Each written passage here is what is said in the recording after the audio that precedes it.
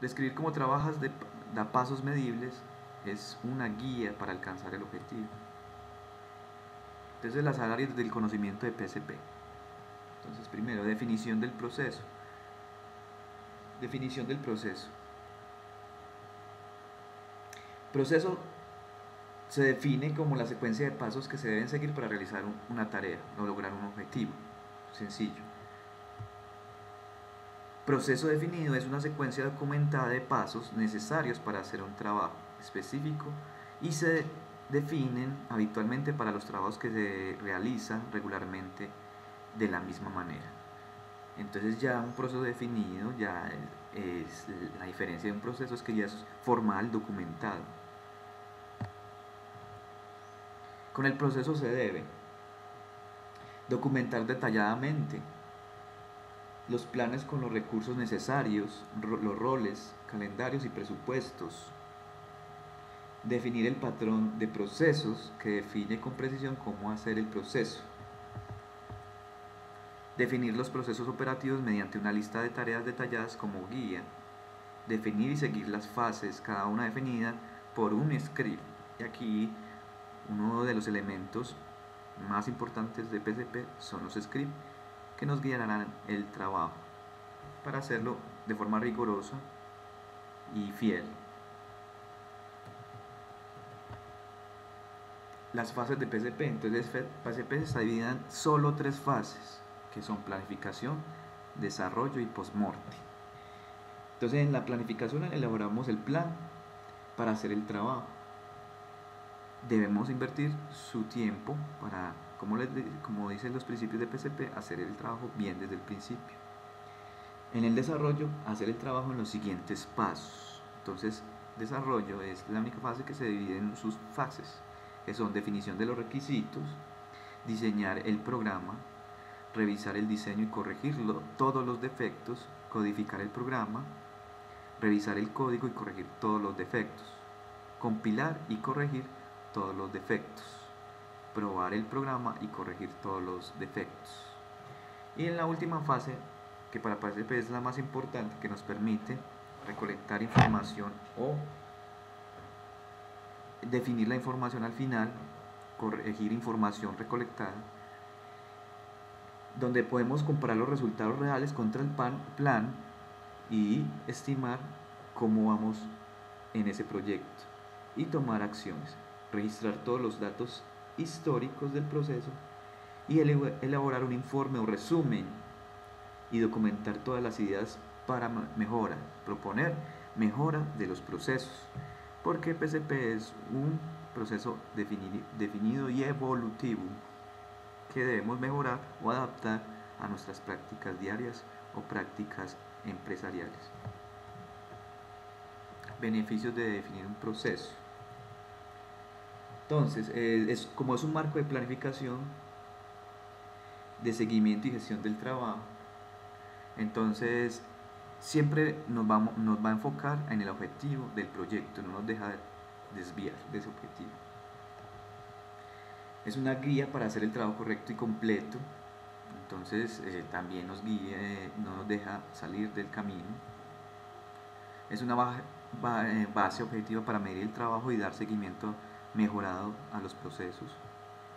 Herramienta para planificación y gestión de la calidad. Todo esto reunido nos lleva a la calidad del software desde el principio del ciclo de vida. Procedimientos acordados y entendidos por los miembros del equipo. Entonces, uno de los principios de PSP es que deben ir propuestos desde los profesionales, no debería ser impuesto desde la gerencia, que sea una iniciativa realmente de mejora desde los profesionales y para los profesionales. Apoyo mutuo en el transcurso del proyecto. Entonces, el proceso PSP evoluciona de tal manera hasta llegar ya a TCP, que es Team Process, de procesos de software, equipo de procesos de software. Listo. Con el proceso, ¿qué podemos hacer? Se puede adaptar el proceso al personalizarlo como un propósito general. Entonces, evolución. mejorar, personalizar. Refinar los procesos al adaptar los scripts para definir o personalizar sus procesos que se ajusten a sus necesidades. Actualmente los profesionales en muchos otros campos aprenden y practican en su universidad, en su pregrado, todos los procesos que hacen en la industria, a excepción de la industria del software, que nada más nos dedicamos a aprender principios y fundamentos, y cuando llegamos a la industria no tenemos esas prácticas, esas buenas prácticas, y nos toca aprenderlas en la industria. La idea es que ya en las carreras de pregrado aprendamos esas buenas prácticas para que haya cero inducción en la empresa. ¿Sí? Porque para la empresa esto sería costoso y muy riesgoso de que los profesionales que no aprendieron esas prácticas al desarrollar software, ese software no sea de calidad. Entonces, desarrollo incremental. Entonces decíamos que PSP es un proceso definido y evolutivo. Entonces, desde sus inicios, en su primera versión, se hacía un registro de los tiempos, un registro de los defectos. Teníamos un estándar de los tipos de defectos más comunes. Luego evolucionó, se mejoró el proceso y se le adicionó estándar de codificación, medición del tamaño. Ya podíamos medir el tamaño según el registro de las líneas de código, y podíamos ya dar unas propuestas de mejora para adaptar mejor y definir nuestros procesos. Luego ya evolucionó a PSP1, donde podíamos estimar el tamaño de desarrollo en líneas de código, y podíamos ya planificar pruebas según los requisitos. Podíamos ya planear esas pruebas y documentarlas. En PSP 1.1 ya había una planeación más detallada, planeación de tiempos de las actividades. Entonces podíamos partir todo el software en actividades y estimar por actividad los tiempos. Mejorar estándares de tipos de efectos. Ya podíamos tener una lista más detallada de efectos que podríamos cometer, ¿sí? Para en el momento de cometerlos, entonces documentarlos según los estándares de tipo de efectos. Ya en la evolución de PSP2 se vio la necesidad de que habían que invertir un tiempo, y se convirtió en una subfase, que son la revisión de código luego de codificar, la revisión del diseño luego de diseño. Entonces es importante que ese tiempo invertido se haga rigurosamente. Y también va a haber unos formatos para el diseño. Para ya PSP 3, ese desarrollo es más parecido al ciclo de vida del desarrollo del software, y se adhieren otros procesos más detallados, como el diseño conceptual, diseño tanto de alto nivel como de bajo nivel, diseño detallado, que nos permite desgregarlo en partes y cada parte asignarle una estimación de tamaño y tiempo. Entonces, ¿qué elementos tiene el proceso PSP? Entonces son 4 elementos: los scripts, que son las guías que nos permite seguir paso a paso y fielmente el proceso. Tenemos unas medidas que nos permiten hacer estimaciones o mirar cómo va el proyecto, si vamos retrasados, si vamos a tiempo, si necesitamos más recursos.